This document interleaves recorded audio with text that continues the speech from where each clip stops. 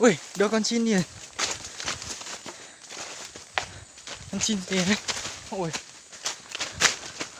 À, cu xanh sao ấy? Đây con cu xanh này. Đây, cu xanh thôi mọi người ạ.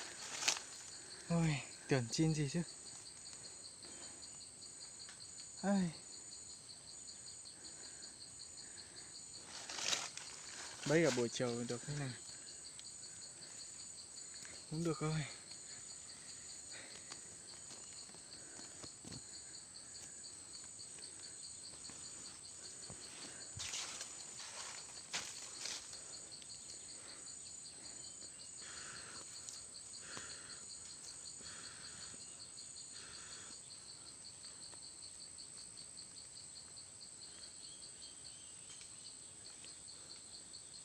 Ôi, chân nó mắc kẹt mạnh quá sao?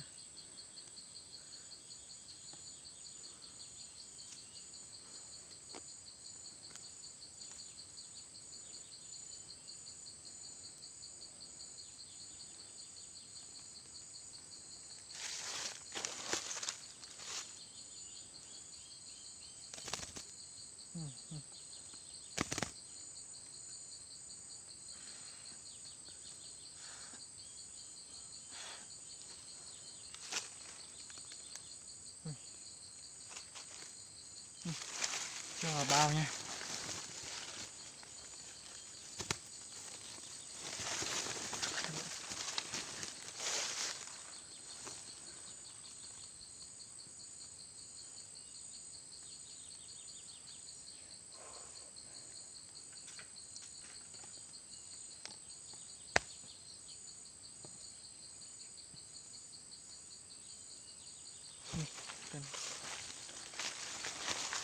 Chắc nó bay về ăn quả, nó vào lưới.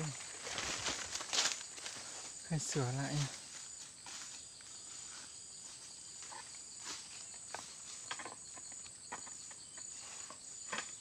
Ây da.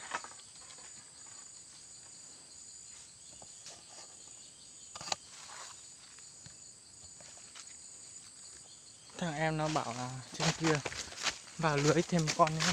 Bây giờ mình sẽ đi xem này nào, được con gì nhá.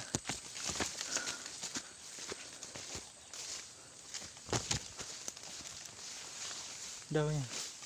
À, đây. Chim gì đấy? À.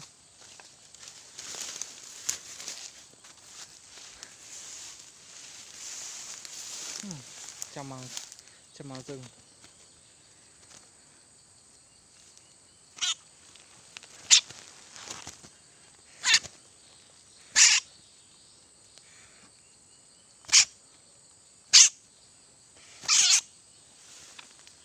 Rụng lông hết rồi.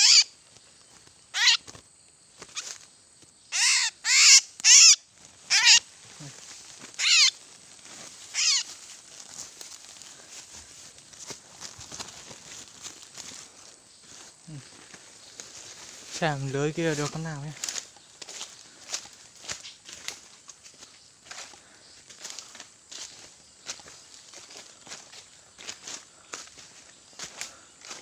Ui. Mỗi con chim kia thôi. Chim gì đấy? Được con gì không ạ? Đi xem tiếp.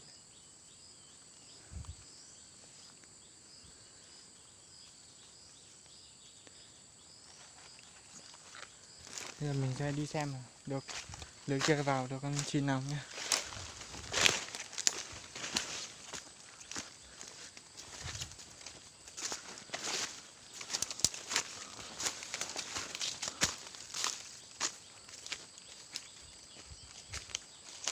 Ôi, lưới này không được nhá mọi người nha. Đây, không được con nào luôn. Chắc chỗ này không có chim bay qua. Khó thì chắc vào lưới rồi. Không có. Không dính con nào luôn ấy. Không kệ. Xuống.